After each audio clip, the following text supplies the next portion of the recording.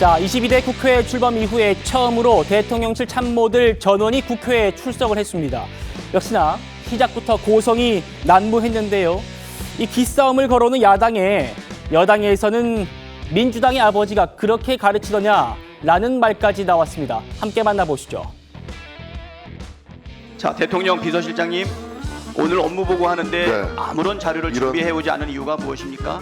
증인 실속 요구를 받고 출석을 해서 업무 보고로 전환된 것을 사전에 인지할 수가 없었습니다. 그 점 이해를 구합니다. 이러한 위법적인 증인 채택 강행과 또는 출석 전원 강조는 국회가 지켜야 하는 상권 분리, 언론 독립, 그리고 자유로운 경제 행위에 대한 침해뿐만 아니라 강민국 의원님 말씀 좀 정리해 주십시오. 그래 지금 의원 발언권을 줘놓고 이렇게 중간에 또 말씀하시는 건 또 뭡니까? 예? 말씀 이게 좀 정리해 협치예요? 주세요. 네. 이게 지금 대표님 말씀 협치입니까? 말씀 좀 정리해 주세요. 손가락질하지 이게 마시고. 협치예요? 예? 그 지금 정리하고 있잖아 지금. 예? 그 의원 이야기 하는데 아직 못 배웠군요. 아니 민주당 아버지는 그렇게 가르쳐요. 예? 어디서 배운 거예요? 자기 방송 본인이나 잘하세요. 뭔 삿대인지 누가 삿대를 한단 말이야. 삿대질 하고 있어요 지금. 이제 반말하면 돌려보세요. 보신 것처럼 민주당이 대통령실이 국회에 오면서 업무보고 자료도 안 만들어내냐 이러니까 국민의힘에서 아니 의사일정 협의도 안 해놓고 일방적으로 이거 잡은 거 아니냐 이렇게 맞서는 과정에서 고성과 사태질이 오간 겁니다. 최 의원님. 네. 배움 얘기를 하다가 민주당의 아버지 얘기까지 나왔습니다. 어떻게 보셨습니까? 사실은 총선 이후에 첫 운영이잖아요. 예. 거기다가 원래 운영위원장은 여당이 맡는 게 지금까지의 국회 관례입니다. 그렇죠. 그런데 이제 민주당이 우리가 의석이 많다. 이래서 운영위원회를 먼저 차지해버렸죠. 법사위원회도 같이 차지하고요. 예. 뭐 이런 거에 대한 국민의힘, 특히 여권의 감정이 결코 좋지 않을 거라고 보고요. 거기다가 뭐 아시다시피 뭐 해병대원 특검법 얘기도 있고, 그다음에 이런저런 이제 이 관련해서 VIP 경로설 등 여러 가지의 사안이 지금 누적돼 있는 상황이죠. 예. 그러다 보니까 당연히 이제 지금 여당 간사도 없어요. 그렇죠. 이런 상황이니까 당연히 뭘 어떻게 해야 되는지를 오늘 제대로 합의가 안 된 상태에서 대통령실 수석들하고 실장이 전원 갔단 말이죠.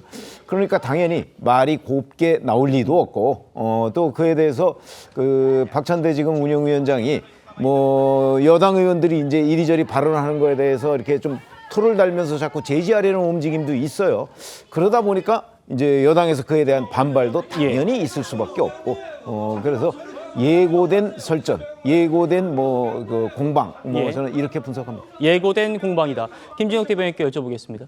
최 의원님 말씀처럼 지금 운영위원장은 보통은 지금까지 관례는 집권당이 맡아왔는데 이걸 이제 민주당이 가져갔고 그리고 오늘 민정수석도 출석을 했어요. 그러니까 대통령실에서 참모들이 다 갔단 말이에요. 어느 정도 국회의 성의는 보인 것 같은데 업무 보고 자료를 왜 안 만들어 왔냐. 이렇게 좀 민주당이 처음부터 조금 공세를 펴면서 파행으로 간 거 아니냐. 여당에서 좋은 말 나올 수밖에 없게 만든 거 아니냐. 이런 말씀이었어요. 어떻게 좀 발라주시겠습니까? 22대 국회가 개원하고 첫 번째 운영위 자리 아닙니까? 운영위가 처음 개시가 되면 아무리 이게 사전에 합의가 안 됐던 그런 운영위라고 하더라도 예. 기본적인 업무 보고는 다 하게 되어 있습니다. 예를 들어서 처음 이번 22대 국회에 여야를 막론하고 처음 국회의원이 되신 분들이 지금 저 자리에 계신 분들도 계세요.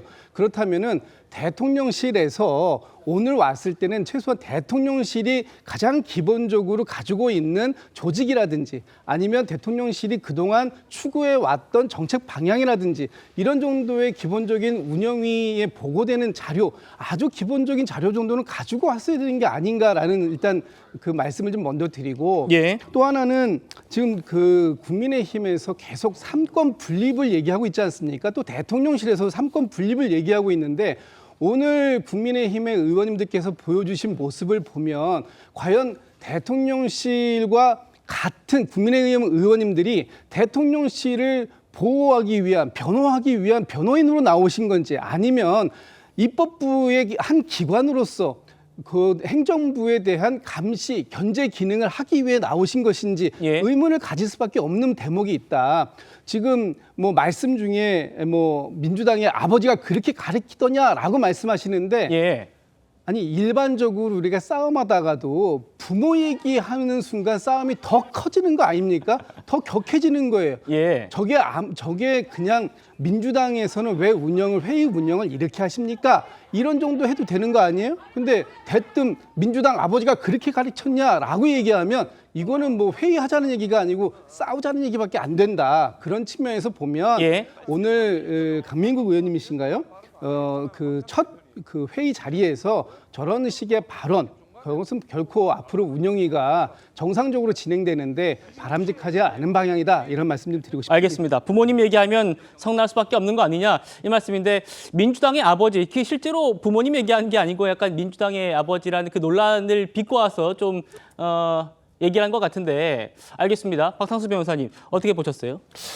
그러니까 뭐 준비가 안 돼 있다라는 것에 대해서는 제가 이거 기사도 좀 제가 아까 보니까 우리 쪽 배준영 의원도 이 준비가 안 돼 있다는 것에 대해서는 이렇게 좀 맞장구를 친 것 같기는 합니다. 그래서 예.